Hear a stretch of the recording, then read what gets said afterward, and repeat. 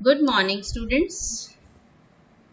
IP students, I think previous topic आपको clear है, कोई बहुत टफ नहीं है। पिछले वाले जो टॉपिक आपने किए हैं पांडास के डेटा फ्रेम से related, yesterday we learned how to give data frame values or we can say data in data frame by using dictionaries और नेस्टेड डिक्शनरीज। ठीक है, तो आज का जो टॉपिक है वो हमारा डेटा फ्रेम ऑब्जेक्ट को लिस्ट की हेल्प से या डिक्शनरीज की हेल्प से, दोनों के कॉम्बिनेशन से कैसे हम उस ऑब्जेक्ट को क्रिएट करें। तो देखिए, आपको एक छोटा सा एग्जांपल यहाँ गिवन है। डिफरेंट डिक्शनरीज क्रिएट की हैं, टॉपर ए, टॉपर बी, टॉपर सी, टॉपर डी, डिफरेंट डिक्शनरीज हैं। और ये सारी की सारी डिक्शनरीज एक लिस्ट क्रिएट की, उसमें एज अ लिस्ट आइटम इनको प्रोवाइड कर दिया। अब जब इस लिस्ट को हम डेटा फ्रेम में एज अ आर्ग्यूमेंट यूज करेंगे तो ये जो डिफरेंट डिक्शनरीज थी ना, इनकी कीज जो होती हैं, आपको पता है कि डिक्शनरीज की जो कीज हैं वो डेटा फ्रेम में कॉलम्स की तरह अपीयर होती हैं, और जो वैल्यूज हैं ये रो में, डिफरेंट रो में ऑटोमेटिकली ऐड हो जाएंगी। वन थिंग, हमने यहाँ कोई इंडेक्स मेंशन नहीं किया है। ये देखिए, हमने यहाँ कोई भी इंडेक्स मेंशन नहीं किया है, तो इंडेक्सेस जो है ऑटोमेटिकली 0 ऑनवर्ड डेटा फ्रेम इसको कंसीडर कर लेगा। अब देखिए, सेम यही एग्जांपल है। इसमें अगर हम इंडेक्सेस, अब देखिए यहाँ पे हमने इंडेक्सेस नहीं लिए थे, तो ये टॉपर्स कौन कौन से हैं। तो यहाँ अगर हम चाहते हैं कि सेक्शन ए से टॉपर है ये, फिर section B, section C, section D, इस तरह से इनके सेक्शन मेंशन करना चाहते हैं या स्ट्रीम मेंशन करना चाहते हैं, तो हम देखिए नेक्स्ट वाले एग्जांपल में आपको बहुत अच्छे से बताया है कि सेम वही है। आपने लिस्ट क्रिएट की, ये देखिए लिस्ट क्रिएट की डिक्शनरीज की हेल्प से, और वही वाली लिस्ट आपने एज अ आर्ग्यूमेंट यहाँ पे पुट कर दी डेटा फ्रेम में। और इंडेक्सेस अब हमने अपनी तरफ से दिए हैं section A, B, C, D. ठीक है, तो सिर्फ इस एग्जांपल में थोड़ा सा डिफरेंट क्या होने वाला है, यहाँ section A, B, C, D as a row index यहाँ डिस्प्ले हो जाएंगे, बाकी सब वही है क्योंकि हमने सेम प्रीवियस एग्जांपल को इसमें कंसीडर किया है। अब देखिए, एक छोटा सा एग्जांपल आपको दिया है 24 example. Write a program to create a data frame from a list containing dictionaries of the sales performance of 4 zonal offices.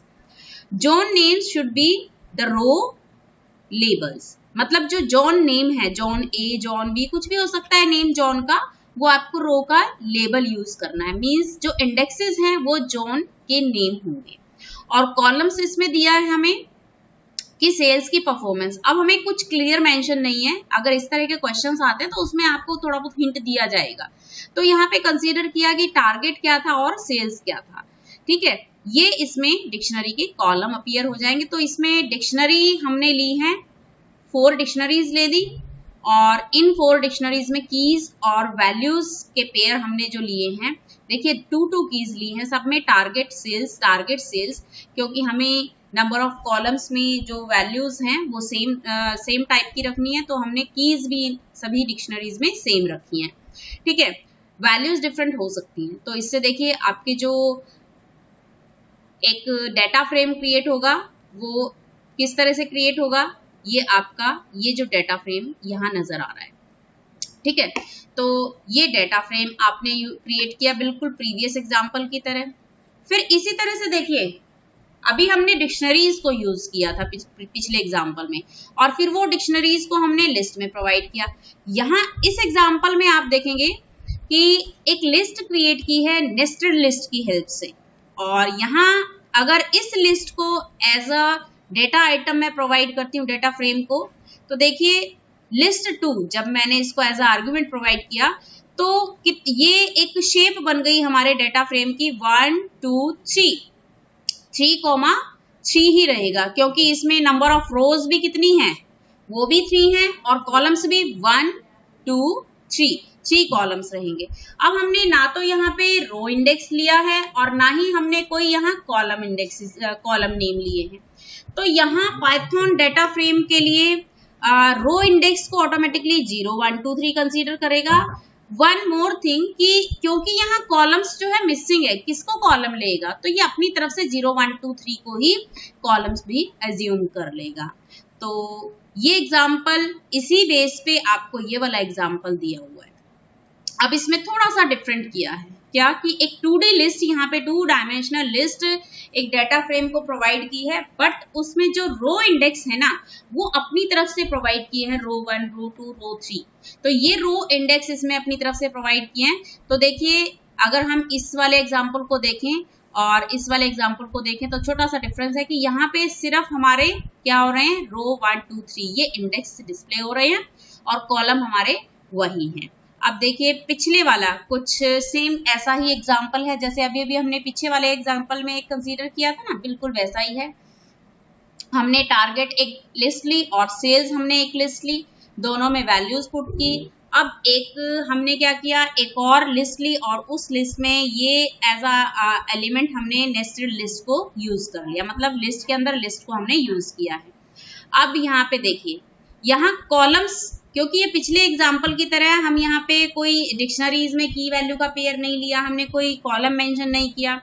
तो यहाँ जोनल सेल्स को तो एज अ वैल्यूज कंसीडर कर लेगा ये, ठीक है। और जोनल सेल्स में जो ये वैल्यूज हैं, देखिए जो भी वैल्यूज थी 2 रोज की, टारगेट और सेल्स, इसको इसने क्या किया, यहाँ पे दोनों लिस्ट के नेम को यहाँ पे as a row index use किया।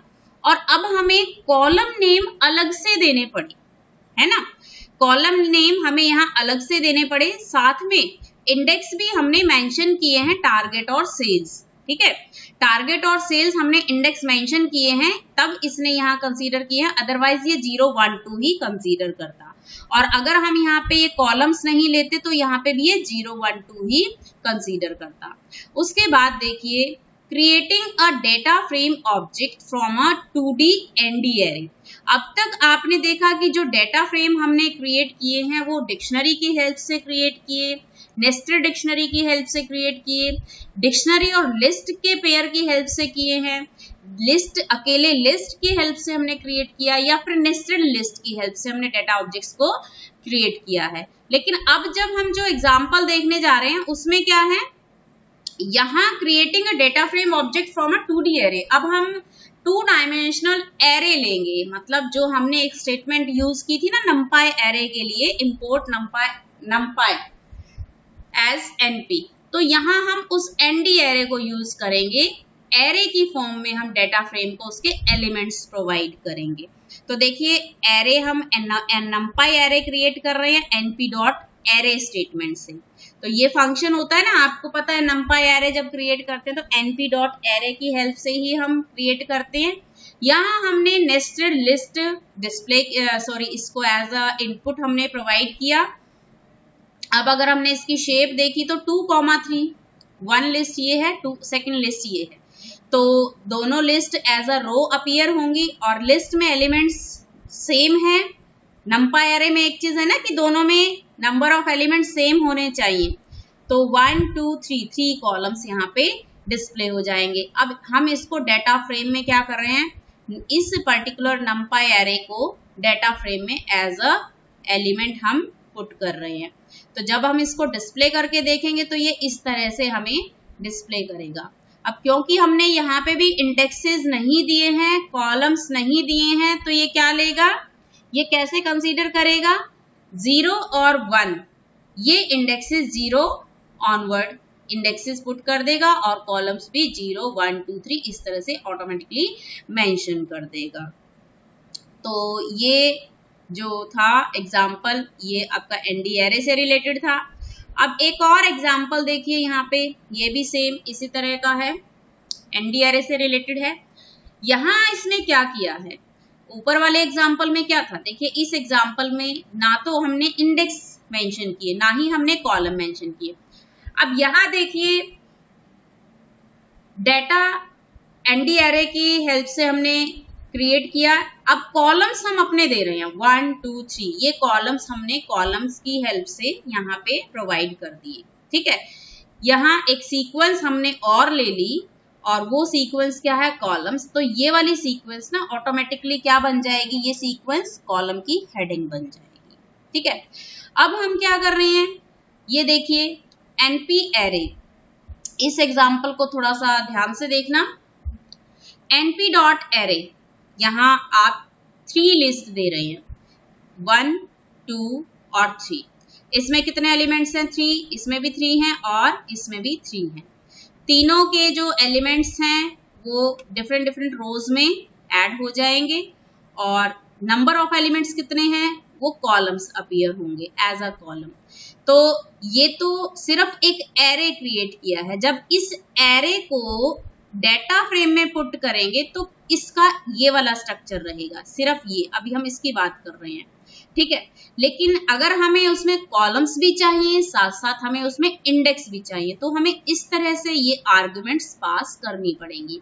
अब जब हम इस तरह से आर्गुमेंट्स पास करते हैं, कॉलम्स भी मेंशन कर देते हैं और इंडेक्स भी मेंशन कर देते हैं, तो data frame object in elements को इस तरह से शो करेगा। जो इंडेक्सेस हैं उसके कॉरस्पॉन्डिंग एबीसी इसने क्रिएट कर दिया और जो कॉलम्स हैं उनकी हेडिंग इसने फर्स्ट, सेकंड, थर्ड इस तरह से मेंशन कर दी। तो ये जो कॉन्सेप्ट था आपका, देखिए आपने डेटा फ्रेम को क्रिएट किया with the help of ND arrays. ठीक है, तो ये जो एग्जाम्पल था ये आपको अच्छे से करना है। अब देखिए नेक्स्ट क्या है, नेक्स्ट में क्या है कि छोटा सा है ये एग्जाम्पल, ध्यान देना। तीनों लिस्ट में 3 लिस्ट है ना एनडी एरे में, हमने यहाँ 3 लिस्ट पास किया 1 2 3। ध्यान देना तीनों लिस्ट में नंबर ऑफ एलिमेंट्स डिफरेंट हैं। जब डेटा फ्रेम को इस तरह का कोई एनडी एरे मिलता है, कोई इस तरह की सीक्वेंस मिलती है, तो वो क्या करता है, डिफरेंट डिफरेंट कॉलम्स को क्रिएट करने की बजाय सारे के सारे वैल्यूज को सिंगल कॉलम में डाल देता है। ठीक है, अब क्योंकि हमने यहाँ पे कोई इंडेक्स नहीं लिया है, एनडी एरे सिर्फ पास किया था, ये वाला जो एरे हमने क्रिएट किया था सिर्फ वही एरे हमने यहाँ पास किया है, तो रोज के कॉरस्पॉन्डिंग 0 1 2 3, कॉलम एक ही है इसीलिए 0 मेंशन हो रहा है। ठीक है, तो आई थिंक ये एग्जाम्पल जो है आपको अच्छे से क्लियर है। इसके बाद देखिए इसी से रिलेटेड एक छोटा सा एग्जांपल है, what will be the output of following code. अब ये आपको कोड गिवन है, इसकी आपको आउटपुट बतानी है। देखिए सिंपल, नंपाई एरे लिया, लिस्ट ली है 3 और इसके बाद क्या किया, तीनों लिस्ट को डेटा फ्रेम में डाल दिया। ये जो नेस्टेड लिस्ट थी इसको डेटा फ्रेम में एज अ ऑब्जेक्ट पास कर दिया। तो क्या होगा 1 2 3, मतलब 3 रोज होंगी और कॉलम्स कितने होंगे 1 और 2, जितने जितने इसमें डेटा एलिमेंट्स हैं। डेटा एलिमेंट्स सब में सेम है तो इसमें कितने कॉलम्स होंगे, जो नंबर ऑफ वैल्यूज हैं। देखिए 1 2 2 कॉलम्स होंगे 1 2 और रोज कितनी है, जितनी ये लिस्ट है। ठीक है, तो इस तरह से ये वाला एग्जाम्पल भी कुछ इसी तरह से है। तो आज का टॉपिक सिर्फ यहीं तक है, नेक्स्ट टॉपिक फिर डिस्कस करेंगे। तो आज जितना भी हमने किया है इसको आपने बहुत अच्छे से रिवाइज करना है। बुक में से आपको एक एक एग्जाम्पल को बहुत अच्छे से गो थ्रू होना है ताकि आपको सभी के सभी कॉन्सेप्ट्स जो हैं इजीली क्लियर हो सकें। ठीक है, तो ओके बेटा, बाय। तब तक के लिए आप अच्छे से अपना रिवाइज कीजिए, वर्क कीजिए, प्रैक्टिस कीजिए।